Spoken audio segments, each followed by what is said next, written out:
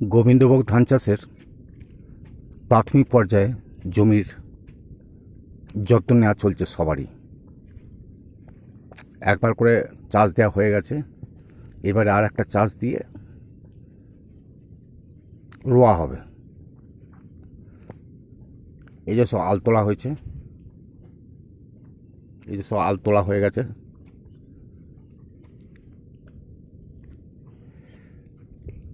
এই জমিতে ঘাস মরা ওষুধ দিয়ে ঘাস মরাটা দিলি সব ঘাসগুলো মরে যাবে। এই যে সবাই প্রস্তুতি নিয়েছে,